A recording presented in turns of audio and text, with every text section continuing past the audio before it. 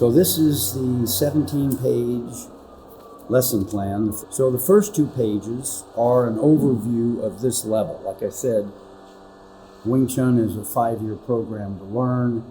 Most people aren't around that long, so I've developed a first level that's easier to learn, easier to teach. It's a cardio kung fu workout, and it gives you a hot offense. One of the problems that a lot of Wing Chun people have is they develop a defensive way of fighting. And so this gives you a hot offense right up front. Now we train the sense of touch, which has no delay like the eye-hand reflex has a delay. And in close range, you're going to be touching. And so you can read the energy the other guy's using. And even if you've never seen the technique he's using, you understand it because you're in contact. But that skill doesn't come for a while. And so at first, at this level, you're learning a lot of really good techniques that don't require that skill. So the first 2 pages explain that as an overview. The 3rd page is a inventory of the main techniques. There are 8 main empty hand techniques. Four, they fall nicely into 2 groups of 4. Sequential techniques where each hand does the same thing in sequence: chain punching, chain chopping, chain elbows, we call elbow hacking, and this long range. An uppercut, the body does not want, the head does not do that. Mm-hmm. And so an uppercut's a very effective technique, but it's a close range technique. And occasionally people will launch it from out here, and you can't criticize them too much if they land it. But this is a long range uppercut. And then dual striking techniques where both hands come out at the same time. Dual punching, dual palm strike, chopping punch. This is a block, but it has an offensive component. And then there's 6 listed here under kicks. One of them is just a block, and a couple of them are combinations where you're kicking, and so you get 6 numbers, but there's probably 4 kicks in that leg block. Then this important information on page 4 is about training at home, which is very important. It's so important that on the following pages I write read page 4, read page 4. And even if you don't go back and read it, if you've read it once, it reminds you and you know what it's saying. Just practice at home. And then this gets into a little more, I call it the 8-week invincibility course. It's longer than that. I need to revise that. I wrote that when I first designed it. Probably closer to a year. I don't know why I used 8 weeks. So then page 7 starts the lesson plan.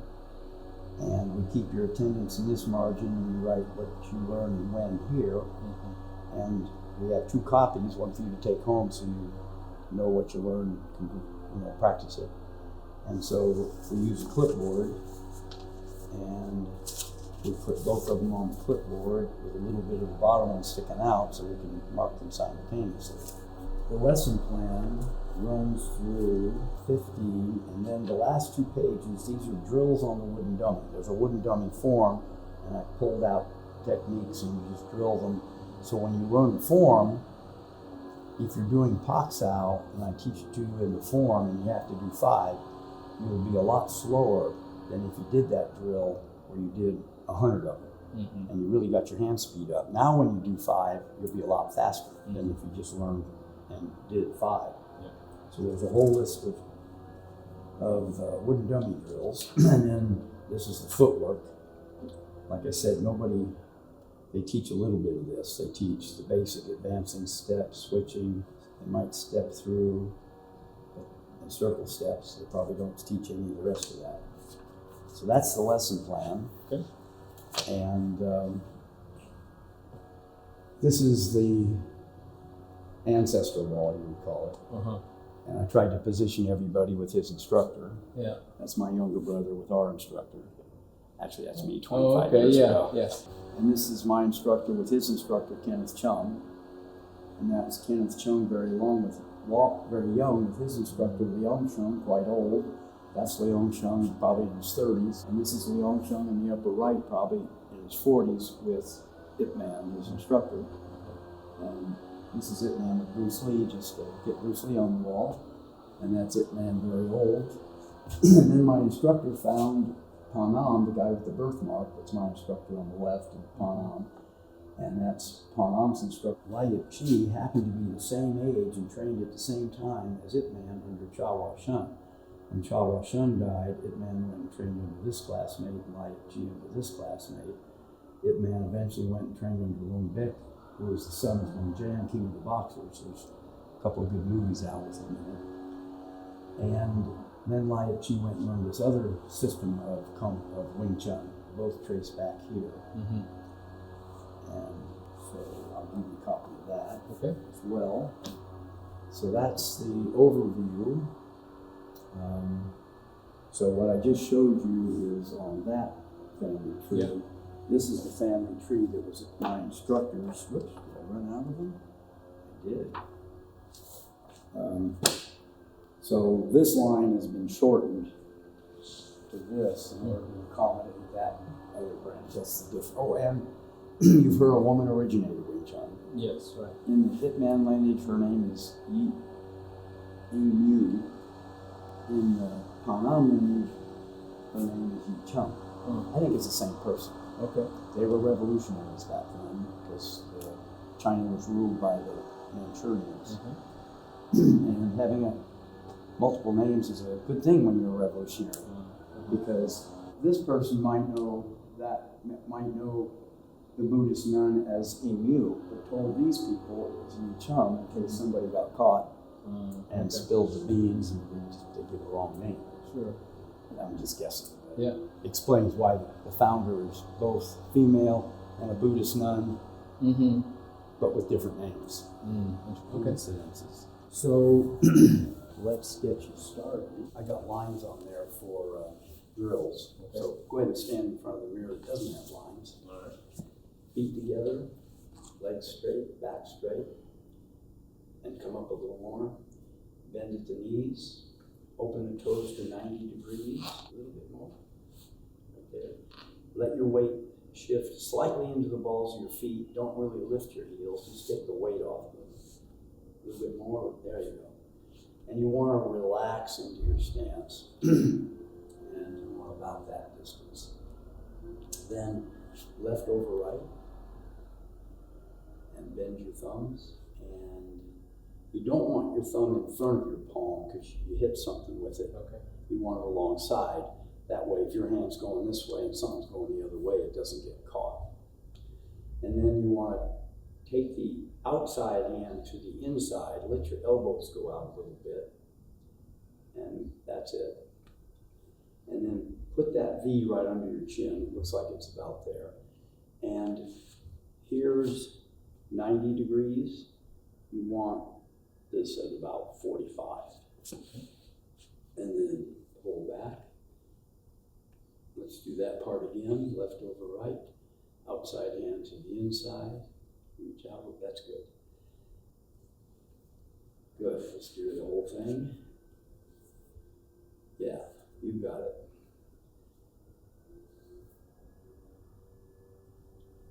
Put your feet. Yeah, let's do the whole thing. Oh. So I teach just the feet and then the hands for a week or so, because you'll see legitimate grandmasters do this. Even if they're looking over there, they bend forward, and then they do that. I don't know why they don't see it, or because it's wrong. So this keeps an upright body while you're learning, and so next week when you do this, if we combine them and you lean forward, you'll notice it, because that's when the bad habit gets prevented, is when you, or corrected, is when you notice it. Me noticing it and pointing it out doesn't fix it. So feet together, legs straight, back straight, bend at the knees, open the toes for 90 degrees, a little bit more. And then just shift your weight slightly into your balls of your feet. Good. Left over right, thumbs bent. Outside hand to the inside, under your chin, and out a little more. And here. Left fist touch the center of your chest. Yes, we're hitting with the surface, so aim it that way. And don't make a tight fist, because if you tighten your fist, it tightens all this. So your nose is the target, and you want to go very slowly. And when you get to about here, you'll find you have to stretch your muscles to go further. That's where you want to stop. And as high as your nose. And then palm up. And twist your hand, and that'll tuck your elbow. And make sure your thumb is touching. And then point at yourself. Point at the floor.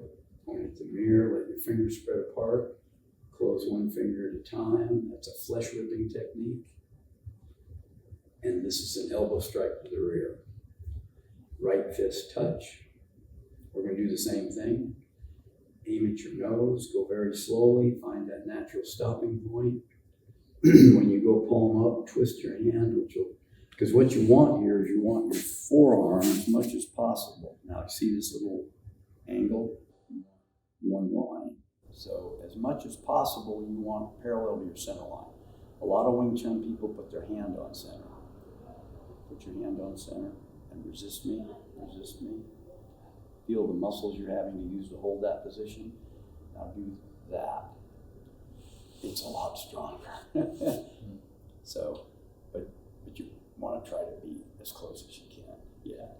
So a really wide person will be off center by more. A really skinny person might be able to put his hand on center, which isn't necessary. Parallel to the center is what's important. Point at yourself. Point at the floor, point at the mirror, let your fingers spread, close one finger at a time, elbow strike to the rear. So that's the intercepting punch. Now we're going to do pak sao. So make a palm with your left hand. Go to about your ear, maybe an inch further. Because what you're trying to do is, you don't want your elbow in front of your body, because it's as big as a cue ball, somebody hits it. Come back to center. And make this part as high as your nose, and find that natural stopping point where if you go further, you feel you have to stretch the muscles in your arm. Palm up and twist your hand. So there you go. Point at yourself, point at the floor, point at the mirror, let your fingers spread, close one finger at a time, elbow strike to the rear. Right, pak sao, which means slap block. Right about there, come back to center, aim at your nose, touch your thumb right there, palm up, point at yourself, point at the floor, point at the mirror, close one finger at a time, elbow strike to the rear. Good. Let's do it again. Feet together, legs straight, back straight. Bend at the knees, open the toes, open the heels. So, feet together, legs straight, back straight. Bend at the knees, open the toes, open the heels, left over right, outside hand to the inside, left fist touch the center, aim at your nose, go very slowly, you'll find Wing Chun legitimate, man, punch all the way out, but there's a real value to learning this spot, because if you lock out, your arm's easy to break. And so you're going to learn to measure distance really well. So if somebody's further away than that, I know I got to move in. I'm not going to try to punch them in reach or anything. Palm up, touch the thumb, point at yourself, point at the floor, point at the mirror, close one finger at a time, elbow strike to the rear, right fist touch, straight, there you go. Aim at your nose, move very slowly, palm up. Point at yourself, point at the floor, point at the mirror, close one finger at a time, elbow strike to the rear. Pak sao, go a little beyond your ear, come back. So you don't want to go too far. So there's my ear, maybe it's slightly beyond it, but that's it. Come back to center, make this part as high as your nose, find that natural stopping point, palm up, and straighten that part. There you go. Point at yourself, point at the floor, point at the mirror, close one finger at a time. This is a flesh ripping technique. Elbow strike to the rear. Pak sao with the right hand. Come back to center. Palm strike. Palm up. Point at yourself, point at the floor, point at the mirror, close one finger at a time. Elbow strike to the rear. Good. Let me explain the techniques. Every martial art lowers their stance to be more stable. In Wing Chun, our stance is awkward, but very effective in a small area. There's a 3-shot up there, my instructor and my 2 seniors, Barry Lee, and he has a few of his own sayings that I really like. And one of them is, we train to fight in a darkened phone booth, no light, no space.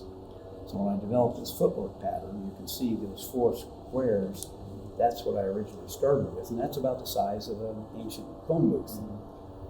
But I realized I needed, for other drills, those other squares.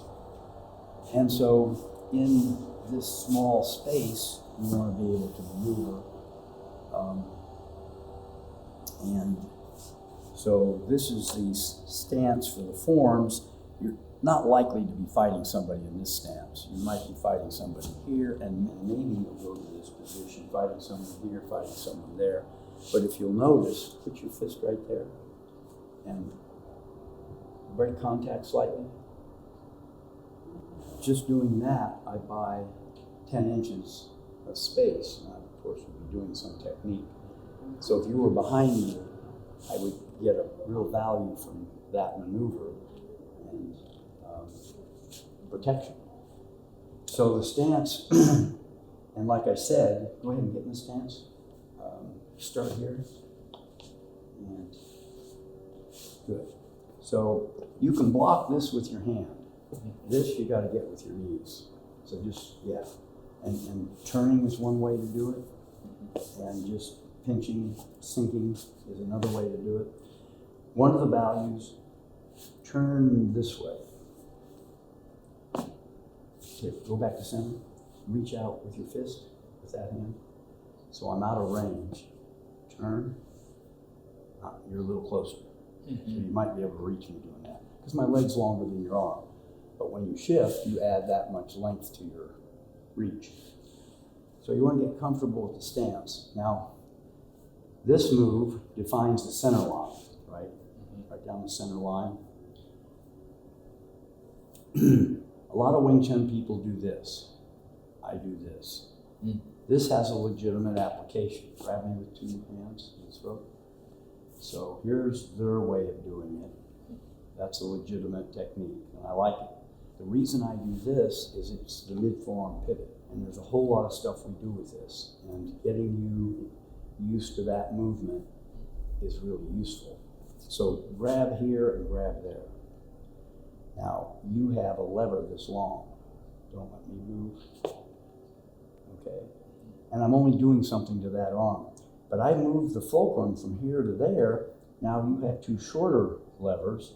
And I'm not only doing something to that arm, I'm doing something to that arm. And I can go back and forth, and eventually I get out. And if 2 people have me, I do the opposite on each side. You're taking me to your leader. And, you know, if you do this on the dance floor, you might start a new fad. So the mid-forearm pivot is one of the things you get out of this. As far as techniques go, this taken a little, put your fist right there. This taken a little further is gong sao, blocks that lower side. This taken a little further is tan sao, throw a punch up here, blocking the upper. We have to call it 4 gates. So this is the lower gate, that's the upper gate. There's actually 6, but I won't confuse you with that. There's techniques for it. But in the beginning, you learn 4 gates. And of course, each one of these is an elbow strike to the rear. You can imagine somebody standing directly behind me, I'm gonna miss. So this would be done with a body shifting, which you don't do in the form. This is the intercepting punch. Bruce Lee named his art Jeet Kune Do, way of the intercepting fist. This is that intercepting fist. Put your fist in front of my face. Most martial arts block, counter strike, rhythm of 1-2. The beauty of intercepting, Jeet in Chinese, Jeet Kune Do, Jeet means intercepting. The beauty of it is it's a rhythm of 1. I'm using an offensive technique that also blocks. And that technique I showed you earlier, the long range uppercut, throw a hook, does the same thing. I throw it this hand, so show better. So I'm blocking and hitting. I'm using an offensive technique that also blocks. So it's intercepting, and it's a rhythm of 1 instead of block, counter strike, 1, 2.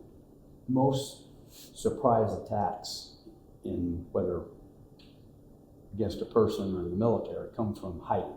But it's really worth something if you can surprise somebody face to face. You know, that rhythm of 1 is a big surprise. People don't expect it. They expect the block, they expect the counter strike, and then they can block. But to block and hit at the same time is a shock to most people because they've never seen it. So that's the intercepting punch. This is Tan Sao again, same as that. This is Hyun Sao, circling hand. So put your palm right here, or fist. You're on the inside, I'm on the outside. Now I'm on the inside, you're on the outside. And grab my wrist. So it's useful for reversing grip. Hyun Sao. This is a flesh ripping technique, which obviously would hurt there. But you've seen this arm bar? Your hand is in a very delicate spot. And if you've got a good grip, it's not going to win the fight, but maybe make the guy let go of that grip. Or if he grabs you from behind, whatever you can grab, you want. This martial art was originated by a woman. Pinching is okay, and scratching and biting. I don't have any fingernails to speak of. So that's Hyun Sao, flesh ripping, elbow strike to the rear, which of course you would do. Watch the point of my elbow. See how it rises? Just feel this come under your rib cage. That would knock you out, right in the solar plexus. A co-worker back I didn't even know this martial art then. I'm working a sandblasting machine, and it's got a glass, and a co-worker screwing around came up behind me and grabbed me, and I didn't even do it hard. I just did that. So because somebody is grabbing you, if he just stood there and you hit him, he might back away. But if he's grabbing you, he's locking in, so it's even worth more. So then the next one is Pak Sao, which is slap block. Put your fist out. So I'm blocking, and in the form, coming back to center and striking. Now, the traditional Wing Chun has a drill called Pak Sao, but Pak Sao is only one of 8 techniques in that drill. I don't know why it's called Pak Sao. It could be named after any of the other drills. But Pak Sao has so many applications. Look at that board over there. See that row of the last row? That's all Pak Sao. I've developed drills for many applications of Pak Sao against different things. So put your fist back out again. Let's use that one because it's going to be the outside. So I don't want to block here, which you see a lot of Wing Chun people doing because that motivates. Pull down with your elbow. Bang. So it's right there. It's a wonderful technique. So I'm not going to block you here. I'm going to block you there. See what that does. It robs you of your balance. And I would do this, actually. That's Pak Sao. And again, Hyun Sao. Sao means hand or arm. Here it's the hand. Gong Sao would be the whole arm. Tan Sao would be the whole arm. But Hyun Sao, it's circling hand. And flesh ripping and elbow strike to the rear. So that's the application of the techniques in this first section we're learning. This is the form we're learning. I used to have one form, and I realized it's just way too long, so I broke it into 3. So this one's fairly simple, and what you've just learned is number 1. So it's opening, so you drop, intercepting punches, and Pak Sao. So let's go over it again, and then we'll do something else. So feet together, legs straight, back straight, bend the knees, open the toes, open the heels, left over right, thumbs bent, outside hand to the inside, pull back, left fist to the center. This is the intercepting punch. Aim at your nose, palm up, thumb touching, point at yourself, point at the floor, point at the mirror, close one finger at a time, elbow strike to the rear, right fist touch, aim at your nose, find that natural stopping point. Now, one thing you don't want to do, even if you're doing it slowly, is put on the brakes. because then you're teaching your muscles to stop. And we have something in Wing Chun we call a heavy hand. Whereas a lot of martial arts teach you to punch through to the spine. And do you know a good outside, use that hand. Okay, now I'm gonna punch hard. I'm gonna punch through, block hard. You get me? Yeah. So what we want, and let me hit you with it first before you block it, is a very relaxed, heavy hand. Because the real power isn't here, even though you want the most, whatever you develop, but the real power is in connecting it to the step. Mm-hmm. So go ahead and block this. I'll throw it with that energy. I borrow your blocking energy and hit you with it. I call it instant karma.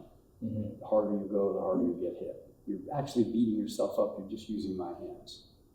Instant karma. So, feet together, legs straight, back straight. Bend the knees, open the toes, open the heels. Left over right, thumbs bent. Outside hand to the inside. So, we did the punches. We'll do pox out. Come back to center. Heel of the palm, high as your nose. Palm up. Point at yourself, point at the floor, point at the mirror, close one finger at a time, elbow strike to the rear, pox out with the right hand, come back to center, palm strike, palm up, point at yourself, point at the floor, and the reason is to get maximum rotation on that wrist. It's not at the knuckles, it's at the wrist. Good. Good. So put your feet together, start over. I'll just coach you. Bend the knees, open the toes. Good. Left over right. Outside hand, that's it. Left fist to the center.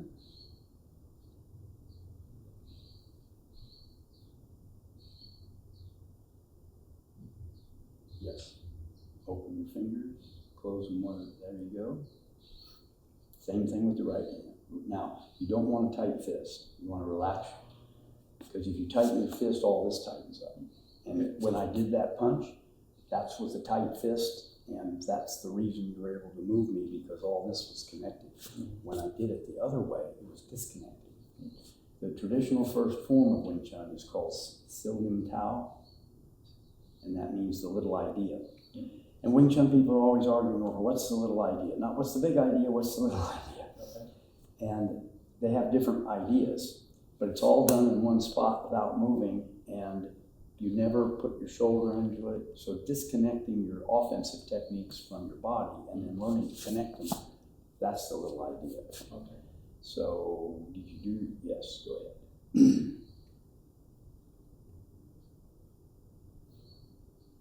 Point, no, go back here. Point at yourself, point at the floor, point at the mirror. Elbow strike to the rear. Pox out with the left hand. Come back to center. Find that natural stop. Now hold it right there, hold it right there. Feel how you're pivoting at the shoulder. Pull back a little bit. Feel how much stronger that is. It's a structure. Whereas this, that's a structure, but that's the weak. It's a straight. When it's bent like that, it is just strong. And remember, a woman originated this art. Legend says she was middle-aged to elderly. Even if a man was exactly her size and build, he'd be, 30, 40, 60% stronger. And so having techniques that don't rely on youthful athleticism, muscular strength, but rather structure, makes so much sense. Palm up, point at yourself, point at the floor, point at the mirror, close one finger at a time. Same thing with the right hand.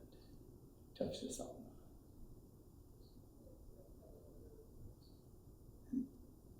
Go back to this. Pull back a little bit. Pull back a little more. Now go very slowly until you can feel. You have to stretch your muscles to go further. Right about there. Feel it? Pull back. Do it again. Pull back. So that's the spot you want to stop. And you can see that angle. And I'll show you something else about it. Go ahead, palm up, point yourself, point to floor, point to mirror. Now something else, stay right where you are, look in the mirror. Get a sense of your balance in your feet. And lean forward. Feel your toes pressing, so you know you're leaning. And what happens to a lot of people is they concentrate, they look and they lean into it. Lean back. You can't lean back as far because you don't have any toes on the back, and you'd look funny if you did, and people would always be stepping on them and you wouldn't see it coming. So center your balance, and whenever you feel your toes pressing, you know you're leaning forward. So get a sense of your balance in your feet. And then the other thing, look at yourself in the mirror. Look at yourself in the mirror. Now, people that wear glasses have an advantage here. You can see this is horizontal, right? So you know my head is horizontal. What really helps is to have your chin up a little bit. And I'll explain why, but go back down. To give you I'm going to give you a shirt because this provides reference points for a lot of techniques. But reference points for making sure your chin's up. Look at yourself right now, and you can see your nostrils a certain amount. Take the point of your nose over to your ears and see where it lines up on your ear. Now lift your chin slightly.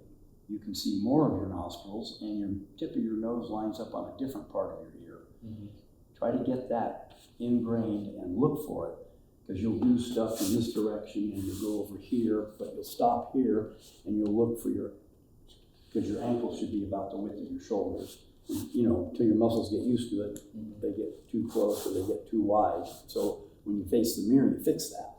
And one of the things you fix is the angle of your head. So let's have you do that one more time just so you have it to take home. And we'll do it one more time before you leave. Okay. So feet together, legs straight, back straight.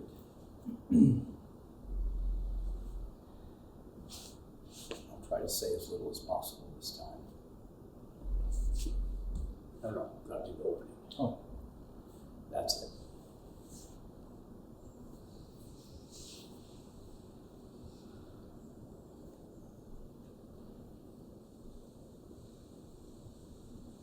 Point yourself, that's it.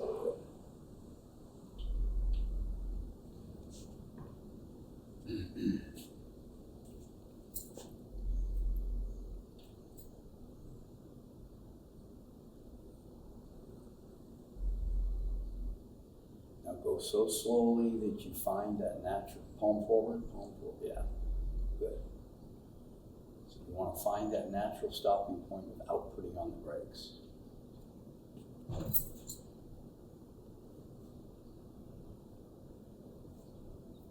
then touch your thumb right there.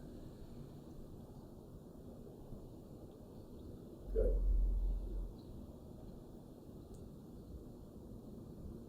Good. You got that down. Now you've seen the Ip Man movies. I love Donnie Yen, but Wing Chun is not his original art. And the technical advisor on the film should have spotted that thumb. His mother is Bosun Mark, probably the world's foremost female Tai Chi master.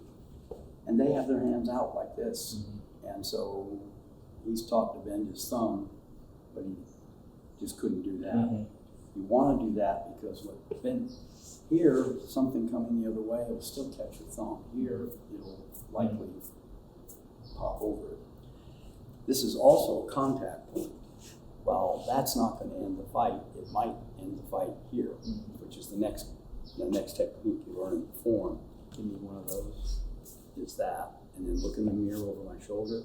So I'm going to push down on this, and I'm going to hit you there or there, and toss you to the side.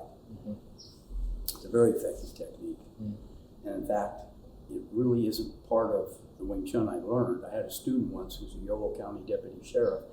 And he was the guy designated to go to the state and learn state-approved techniques that he could come back and teach the patrol and the corrections officers.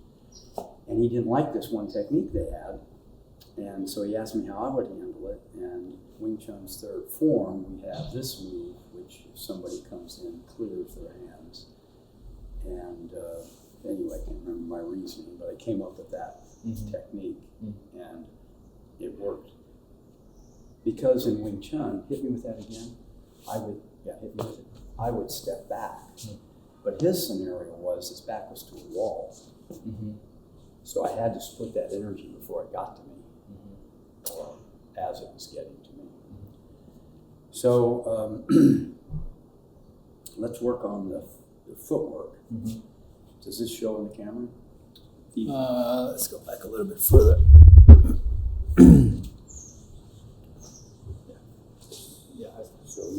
Why don't you, so you can see yourself in the mirror. Oh, okay. So just go ahead and get down in your stance. Now what you want to do here is we're going to face either way. And usually when you get there, you have to turn this foot. So what I teach is start by this foot moving and let that one push this one. Okay, now lift. Yeah. Watching for a second. You want to pivot on your heels. Let's see. Let me put my heel on that where those tracks come together. So if you pivot on your heels, see how I'm staying on that spot? But if you pivot on the balls of your feet, you end up moonwalking. So, and this is really important because you'll see Wing Chun people shift like that. I'm moving my body here, but I'm not lifting my weight. Look at my feet. When I do this, I'm lifting my weight. And you know how Jiu-Jitsu and Judo and Aikido, they don't want to lift 100% of you. They catch you when you've lifted your weight somehow in a step.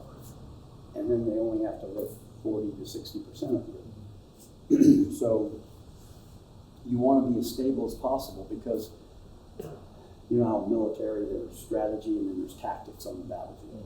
Well, one of our main overall strategies is to enhance our balance so that I can disrupt yours. Because if I'm not that secure in my balance, I'm going to have less effect on you. And even if I'm doing something defensive, like pushing on my arm, push me back, relax, do it again, see, push me hard. See how that attacks your balance through, because when you push, you're making a direct connection. So if I push you here, grab both my wrists, grab me like you want me to get away, I'm actually pushing on your shoulders. So I want to rob you of your balance. Most martial arts, grab again, they're going to teach you to attack those contacts. Well, I'm not affecting your balance and you can do something, but if I do that, I've robbed you of your balance. And what happens when you rob people is they hang on tighter. I call it the moving train syndrome. You try to get on the train, it's moving slowly, it starts moving faster, you can't let go now. So you want a solid base, and that's why I focus so much on footwork. So go ahead and drop down into your stance again, and start by turning this foot a little bit, and then it doesn't move, and you move that one at the heel. Now look this way, find your center line, make your hips and shoulders perpendicular, so turn your hips some more. And look down at that foot, see how straight it is? Turn it in this way, that's what you want. You're more stable, and if I kick your knee and it's here, it's going to hyperextend. But if it's there, you never want to get kicked in the knee, but if it's here, it should yield. So just move that foot and face back to the mirror. Look in the mirror. And keep moving that toe until it pushes the other one. There you go. So there's a spot where they both move. Now, look in the mirror. See how your hips are forward of your ankle? Move your hips back. And one good way to do that is just to lift your front foot 1 inch off the ground. Lift it off the ground, hold it off the ground. So that gets your weight over your head. And you see how much weight is in the foot. And remember, again, your front knee is my best target. look this way. And it's always good, like that yellow thing, find something that's above your line of sight to look at, because that'll help you keep your chin up, because it's just natural. Everybody looks down. And I've explained how that's harmful. So trim your hips a little more. So you want your hips and your shoulders perpendicular to your center line. Now, just move your right foot and turn back to center. And hold it right in the center. Turn your toes in a little bit. So this still looks good. Often what happens to people, because their muscles aren't used to it, they end up too close or too wide, but you still have the same spacing. So you're looking for the width of your ankles to the width of your shoulders. Turn your toes in a little more. So when I say your ankles, I mean about here. This is your heel. So here up to there. So every time you face the mirror, look for your head posture. So lift there, you want that, and your ankle spacing. And the reason I had a lot of Wing Chun people move both feet at once. You're not as stable as if you move one foot at a time. You learn these things in the extreme. One of my students used to come here for 4 years. Yeah, go ahead and rest your legs. For 4 years, 2 days a week from South Shore Lake Tahoe. Well, you know, they have real winters up there. So he was doing this on ice, and he said if he did it 1 foot at a time, he didn't fall. But if he did both feet, he went down. Because it's ice. Yeah. He wasn't wearing, logger boots with spikes in them. So you want to get comfortable shifting from side to side. If you do it in front of a mirror, you can see your shoulders, your hips, and your ankle are all in line.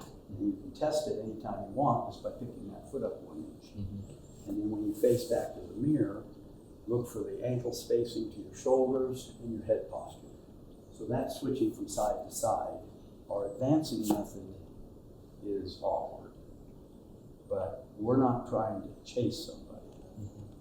Bruce Lee criticized Wing Chun because he was fighting with Wong Jack Man, and Wong Jack Man was running away from him, and Bruce tried to catch him, and he also realized he wasn't in that great of shape, so as he got winded. But the theory of Wing Chun is we don't chase people. Let's say you're one of those keep away people, right? Be that keep away person, bounce around. Okay, I step towards you, you step back. Well, that's not our strategy. Bounce around. I'll show you our strategy. Bounce around. This is our strategy. Now what do you got? If you want to fight, what do you got? So you got to come to me. So come to me. Right, now we're where I want to be. All that to make the point that we want to be maneuverable in that 4x4 box. Whereas a lot of martial arts want to be maneuverable between that yellow line and that one over there, or maybe the yellow line and the Kraken thing. A 10x10 area.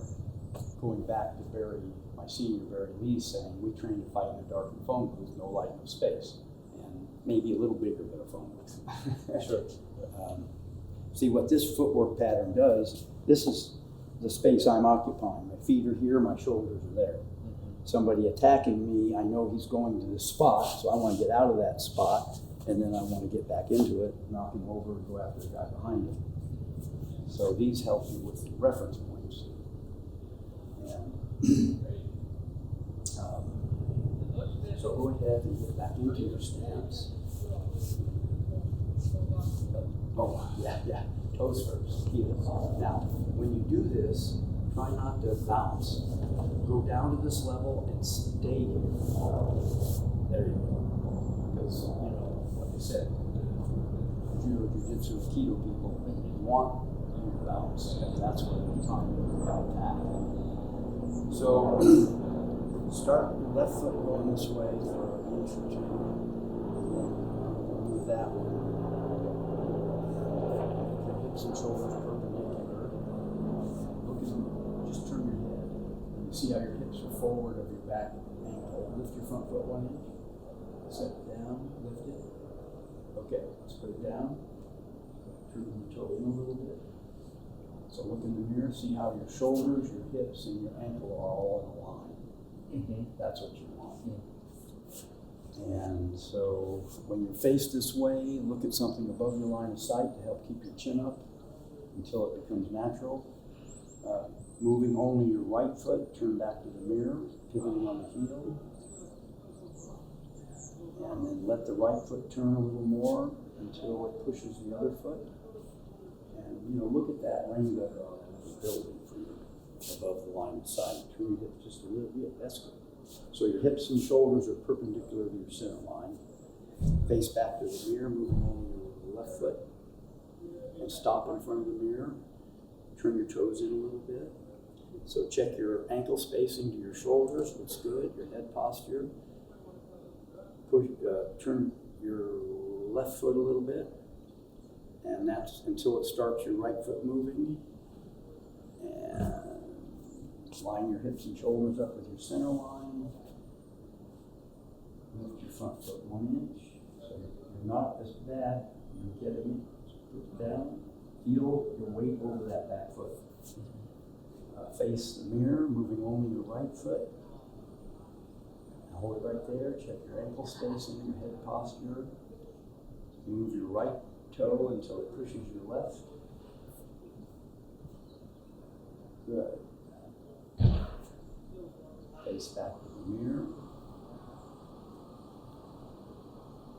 And then face right.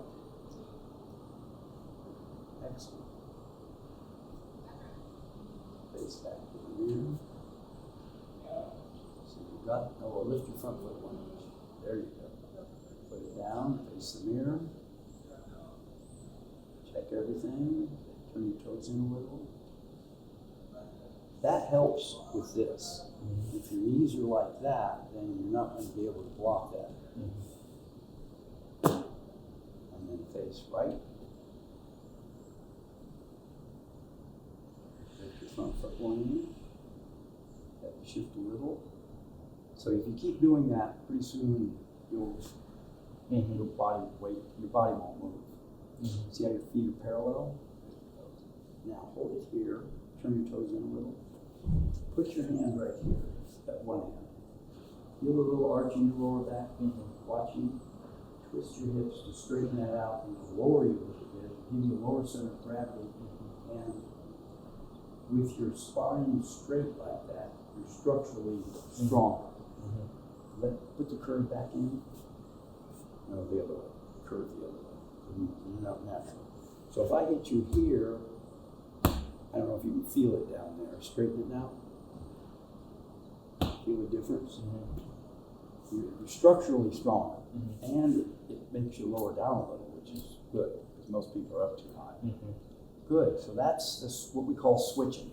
And, somebody attacks me from behind, that's how I would switch to the other side, go the other way. So why don't you just face me and put feet together, legs straight, back straight, just drop down into your stance. And start your right leg moving and push the left one. So one, yeah. Now there you go, good. Now lift your front foot 1 inch, set it down. Now the easiest way to learn this is to not think about it. Just look at me in the mirror or straight. You're going to move your front foot about 2 inches and you're going to snap the back foot.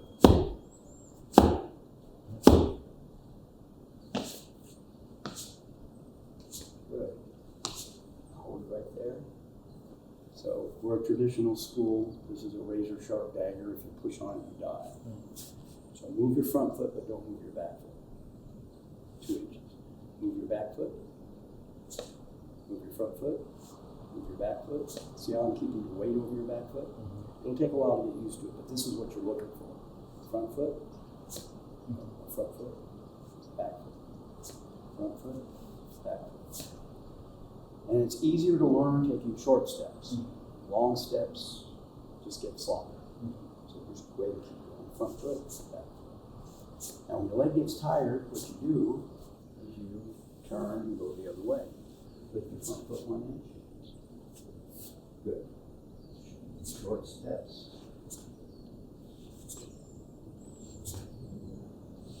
Good.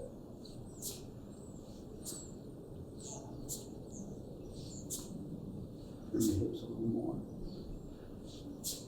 Good. Take that little arch out of your lower back if you can. When your leg gets tired, just face the other way.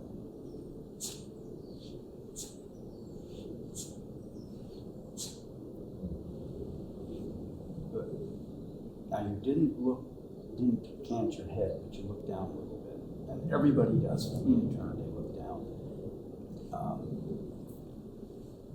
Don't let me push you. Now, don't move your head, but look down there. See how much it weakens your structure, just taking your focus off of. Because when you're looking this way, you know horizontal and vertical. You know how Ray Charles, blind, but went blind at 8 years old, so he knew what the horizon was. He always kept his head up. Stevie Wonder, blind from birth, was always, he didn't have a sense of up and down. I mean, he did, but it wasn't. I taught a blind kid once at my instructor school who was blind from birth, and my instructor gave up. He tried teaching him to punch the bag. That's the advancing step, and like I said, I'm not going to hit you any harder than that, but the power in Wing Chun is connecting this with the step. Because whatever this is worth, I'm adding my entire body weight to it. And that's much more than whatever I can do here. Obviously, I want the best I can get out of that punch. But unlike other martial arts, which try to put everything into that punch, for some of their techniques, not all of them, ours are immediately followed up on. And so the power comes from adding up 3 to 5 of these anyway. So that's the advancing step, and it takes some getting used to. But you want to get past the awkwardness and the pain, and make it natural so you don't have to think about it or suffer through it. Because here's the sequence. At first it hurts and you don't like it. Then the pain goes away and you miss it and you know you belong. But after that, you can't enjoy that suffering except that you live vicariously through the suffering of others. And so you become an apostle of pain, spreading the joy throughout the land. So feet together, legs straight, back straight. Bend the knees, open the toes, open the heels. Take your left fist to the center of your chest. I'll get you a shirt before you go. Imagine a pipe. Keep your fist in that pipe and just move it back and forth. Because what this does is it ingrains muscular knowledge of a horizontal nature of the punch and the center line nature of the punch. Because if you didn't touch your chest, look at me for a second, if you didn't touch your chest, your hand would end up going off to the side. You wouldn't have any control over it, because that's natural. But the reason we punch down the center, you can judge speed and distance on that. This, you can't judge speed and distance. It's harder to judge for purposes of blocking. Good.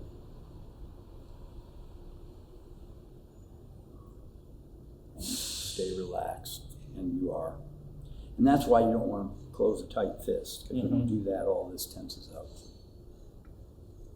And then just pull this back so you look cool. There you go. The older you get, the more important that becomes. I didn't need that 62 Cadillac in the 70s, because I was cool. That's right. You know, it only cost me $300. I was 12 years old, but that's just what a 12-year-old Cadillac cost. To be that cool today would cost me $60,000. Yeah, maybe more. Yeah. No, I've looked it up, 60,000. Oh, okay. I mean, depending on the condition, maybe 40 to 70,000. So go ahead and pull that hand back and do it with your right hand. Stay relaxed. And just like when you're doing the form, find that natural stopping point, because that's in range. Anything out of that's out of range. And you want to learn that distance. You want to ingrain it.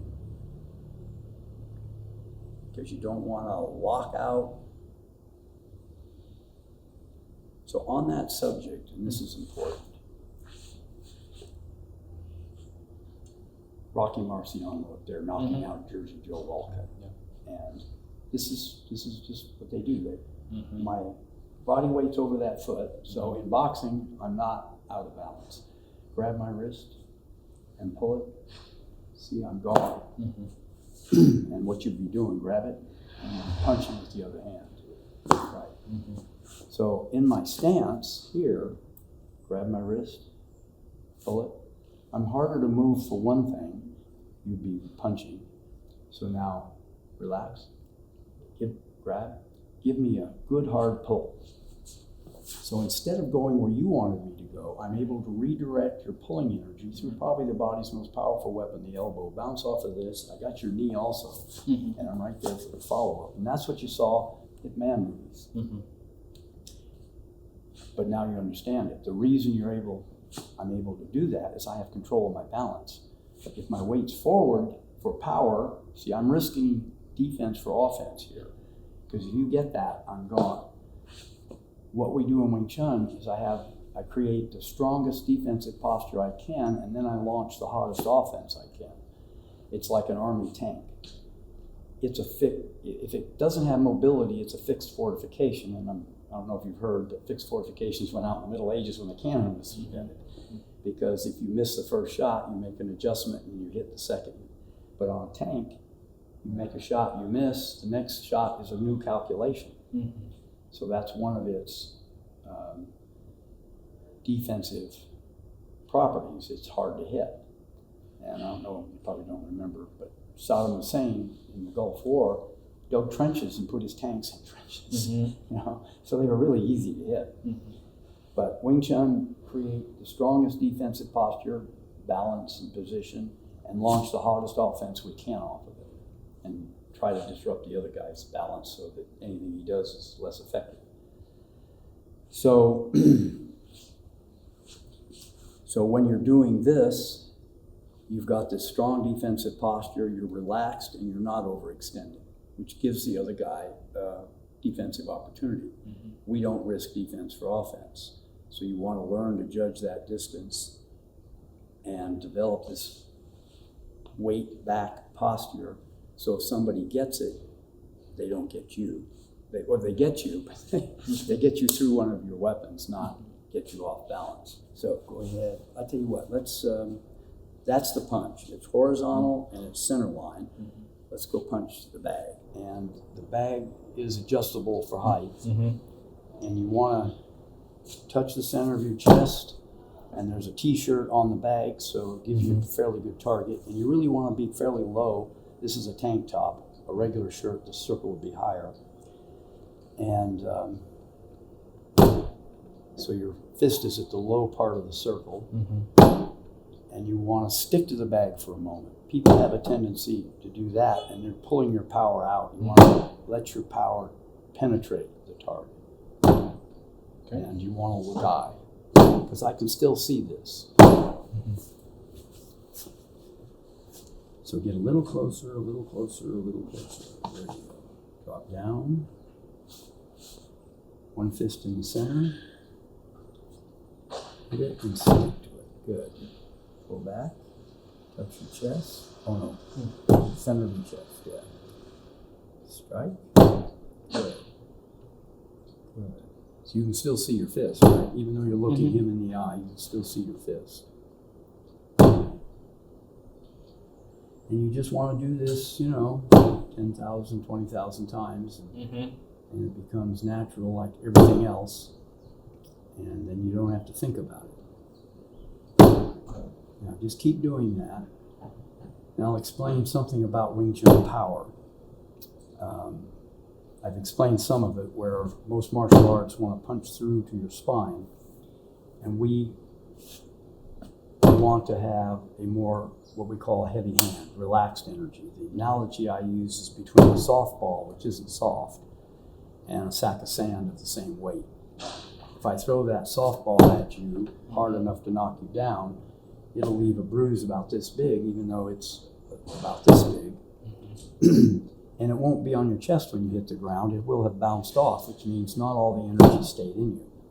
But if I had a sack of sand and I threw it to same force, probably wouldn't bruise you. It would have a contact surface as wide as it is, and maybe a little wider.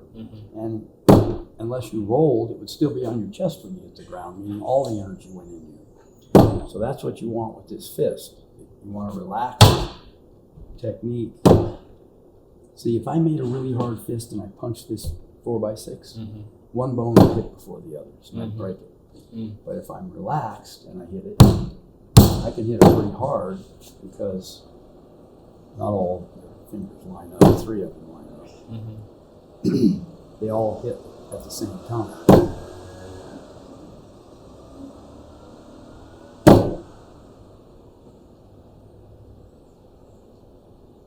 So pull that one back and use the other one. And relax your hand, relax your shoulders. Good. So here you're looking for this bend in your arm.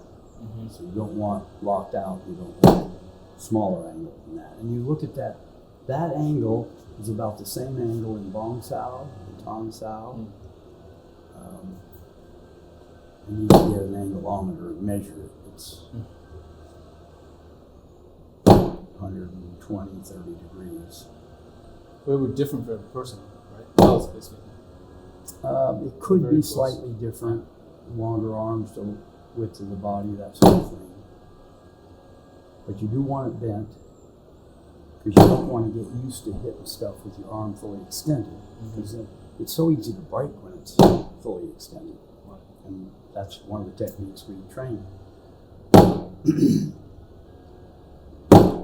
Good.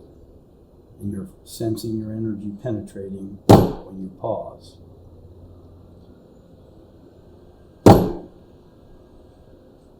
Now this bag's full of sand, this one's full of pinto beans, and this is just a bank money bag. This one's specially made. And I cover it with a t-shirt because otherwise that canvas would cut your skin at some point and bleed on the bag. At my instructor's school, one of them got so thick with grime and dirt and blood that it rotted the canvas. And one day a stream of sand came out. So this keeps, I've had these bags for 22 years. And the one I showed you that's empty, that's new, these look the same. I mean, they got a little bit of coloring or something on various t-shirts that have been on them. And then the t-shirt has the logo, which gives you reference points. There you go. Just fill that gap with the thumb. There you go. Good. Move up 2 inches and take 10% off of it. See, when you try hard here, it tenses up all this. So at least while you're learning, you want to hit in the most relaxed way you can. Oh, I started to tell you. One of the another analogy I like to use between the energy we want and the energy most other martial arts want. They want the hard energy of a pipe. We want the relaxed energy of a bullwhip.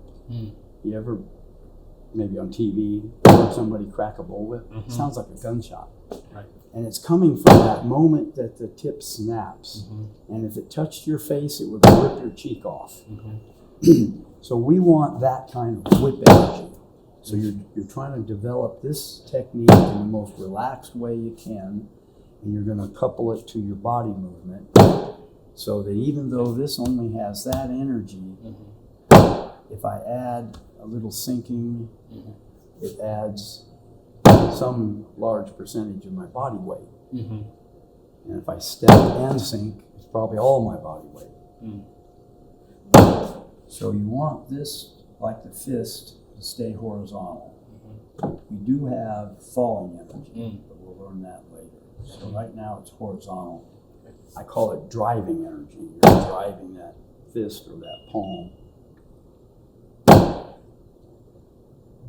And look out, Daniel-san. Always look out. maybe hit it a little lower, because the next thing you're going to do is that. So you hit here and then you go this way. That's it. So it's fairly much on line with the line of this track.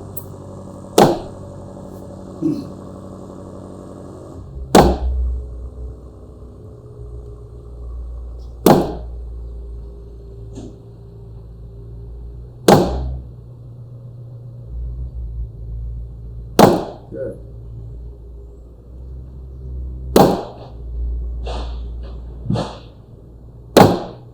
Have you done the palm strike with the other hand? No. Okay. Why don't you do that?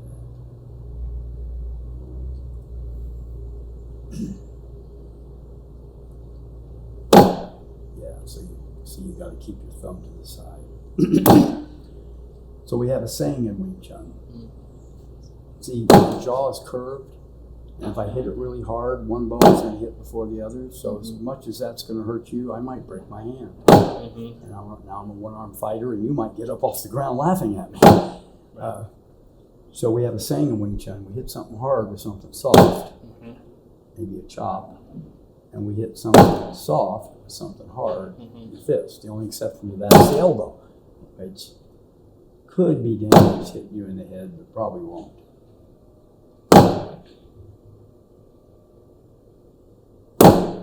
Good. So you're relaxed and your energy is penetrating the target. Good.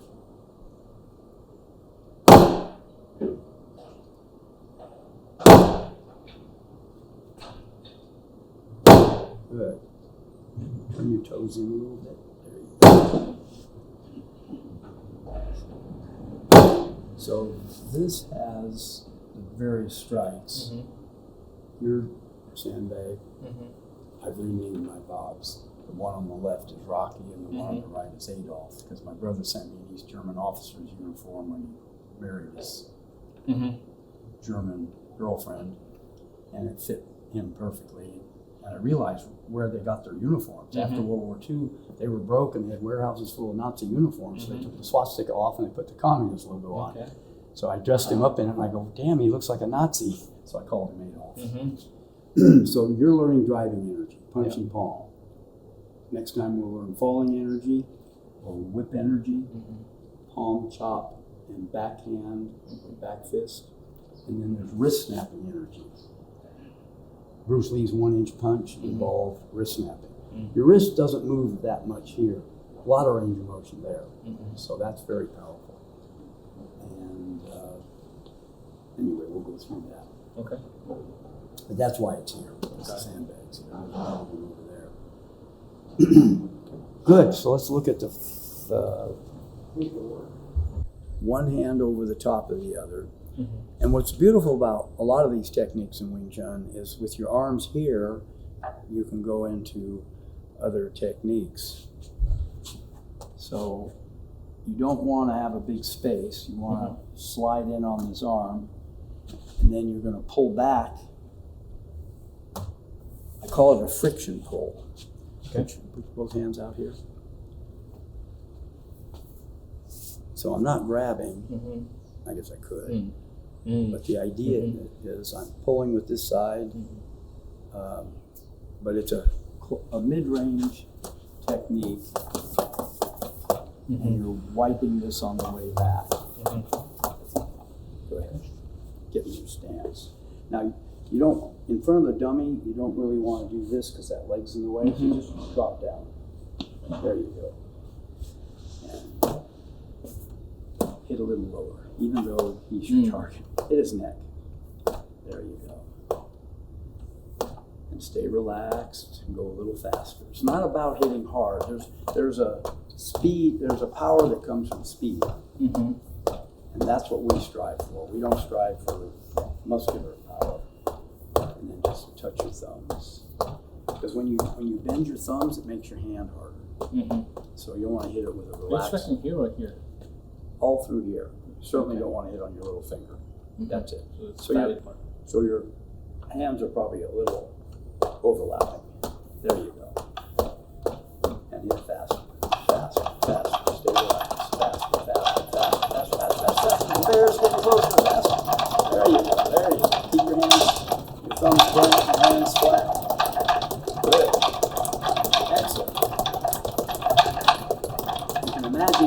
do to somebody. And you probably wouldn't land more than 2 or 3 before he's ducking or trying to tap you or something. But you want to land as many as possible, and you get that many as possible by going this fast.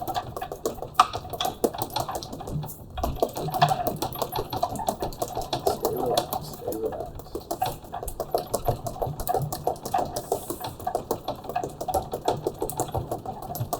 Make sure your thumbs are bent and your hands are flat.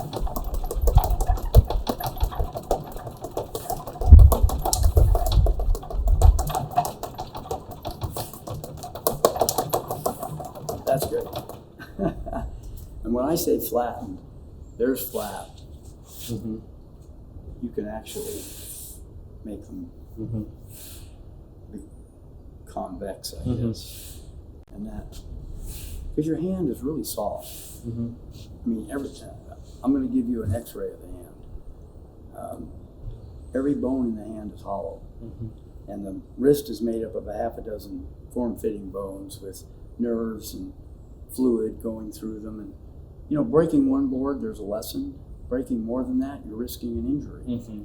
This is the most intricate system of nerves, bones, and muscles in the entire universe. And people abuse them. Mm-hmm.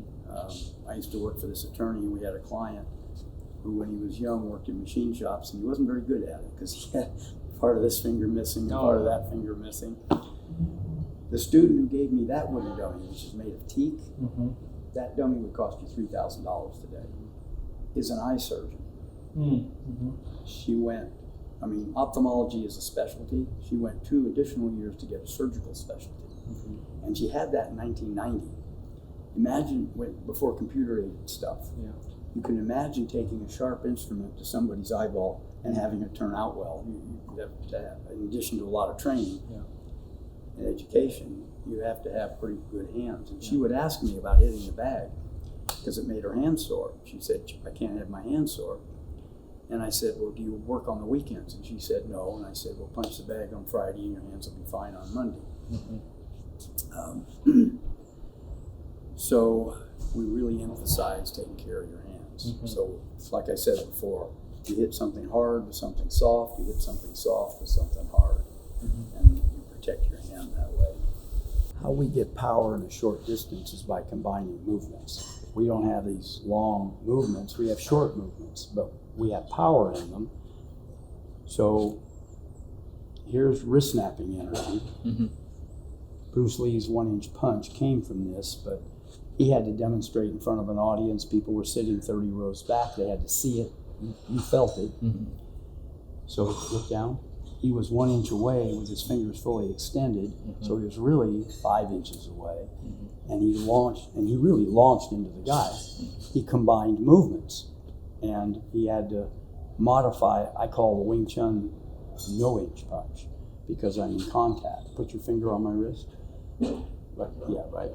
So all you're going to do, relax. All you can do is measure whether I cheat, which is pulling off. Mm-hmm. This is straight ahead energy. Like I'm snapping my finger, I'm just going to snap my wrist. Mm-hmm. So that's the wrist snap. Mm-hmm. So here's the wrist snap with some arm movement. Mm-hmm. Here's the wrist snap with arm movement and step. And here's the wrist snap with arm movement, step, and sinking. And then maybe angle this way so you don't trip over those things. But the beautiful thing is the machine gun. Mm-hmm. That's the beautiful thing. Whereas this has, in the time it takes to throw one of those, I can throw multiple of those. Yeah. And that's just one technique. Mm-hmm. We try to combine movements and get this whip-like energy, which is very effective. It's as compared to the pipe energy, the hard energy. Right. Good.